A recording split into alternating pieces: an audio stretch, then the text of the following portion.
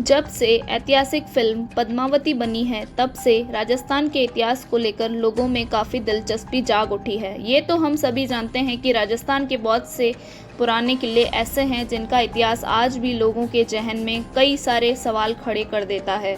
आज हम आपको राजस्थान के एक ऐसे ही किले के बारे में बताने वाले हैं जिसके इतिहास को जानने के बाद लोग इसे शायद सदियों तक भुला नहीं पाएंगे। हम बात कर रहे हैं राजस्थान के चित्तौड़गढ़ किले की, जिसे देखने के लिए पूरे वर्ष दूर से लोग आते हैं क्योंकि इसकी बनावटी इतनी खूबसूरत है कि विदेशों तक इस किले की बनावट और खूबसूरती का जिक्र होता है। इस किले के एक एक भाग को बारीकी से देखने और समझने के लिए हमेशा ही पर्यटकों की भीड़ यहाँ पर लगी रहती है। लेकिन आपको बता दें कि इसी किले का एक हिस्सा एक ऐसा रहस्य है जिसके वजह से उस हिस्से में जाने की हिम्मत आज तक कोई नहीं कर पाया है। जी हाँ, और यह हिस्सा है चित्तौड़गढ़ किले का जौहर कुंड, जहाँ जाना तो दूर कोई ख्याल में भी इस जगह के पास जाने के बारे में नहीं सोच सकता। और यदि कोई बहुत हिम्मत करके इस कुंड के पास जाने की कोशिश भी करता है तो वो असफल हो जाता है।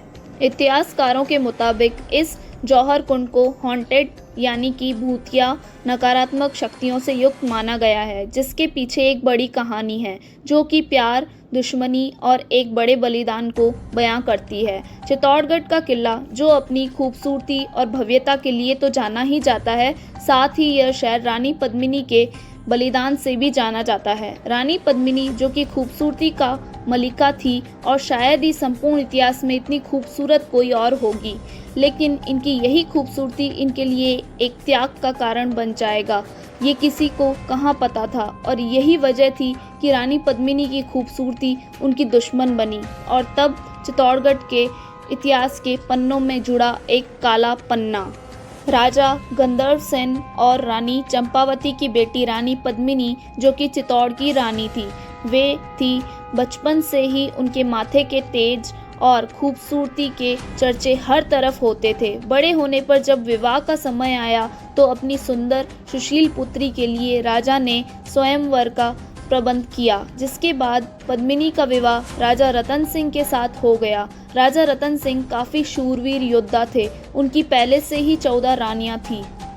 दोनों राजा रानी खुशियों के साथ अपनी ज़िंदगी बिता रहे थे। तभी कुछ समय बीतने के पश्चात अलाउद्दीन खिलजी की बुरी नज़र रानी पद्मिनी पर पड़ गई और वो रानी पद्मिनी से विवाह करना चाहता था और इसके लिए उसने राजा के साथ युद्ध करने का फैसला लिया और इस युद्ध में उसकी जीत हुई और राजा रतन सिंह की इस युद्ध में पराजित हुई और वीर गति को प्राप्त हो गए। और जब ये खबर रानी पद्मिनी को मिली तो उन्होंने फैसला किया कि वो आत्महत्या कर लेंगी, लेकिन अलाउद्दीन खिलजी से विवाह नहीं करेंगी। इसलिए राजा के शहीद होने की खबर सुनने के बाद राजा की सभी रानियां और अन्य सैनिकों की पत्नियां भी रानी पद्मिनी की अगुवाई में जौहर कुंड की ओर बढ़ी, वहां स्नान किया और जौहर कुंड की अग्नि में कूद पड़ी। इतिहासकारों के अनुसार इस कुंड में छलांग लगाने वाली सबसे पहली रानी पद्मिनी ही थी।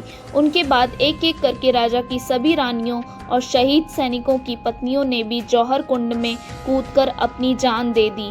जैसे ही सभी रानियां इस कुंड में कूद गई, उसके बाद किले का दुर्ग तोड़ जब तक शत्रु सैनिक भीतर आए, उन्हें जौहर कुंड से चीखने की आवाज़ें आई, लेकिन वे उस कुंड के पास भी जाने में असमर्थ थे क्योंकि उस कुंड में से बहुत तेजी से अग्नि की लपटें निकल रही थी।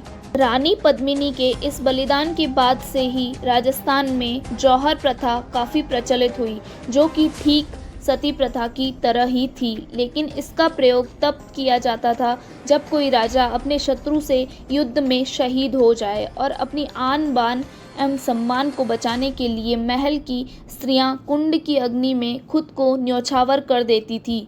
आज भी इस कुंड के पास कोई नहीं जाता है क्योंकि चित्तौड़गढ़ के किले के जिस जौहर कुंड में रानी पद्मिनी ने छलांग लगाई थी, आज उस कुंड की ओर जाने वाला रास्ता बेहद अंधेरे वाला है और यहाँ तक कि इस कुंड के रास्ते की दीवारों में से आज भी कुंड की अग्नि की वो गर्माहट महसूस की जा सकती है। इसलिए इस स्थान को नकारात्मक शक्तियों से पूरित माना गया है और जो कोई इस कुंड के करीब जाने की कोशिश करता है उसे बेहद डरावने एहसास का सामना करना पड़ा है।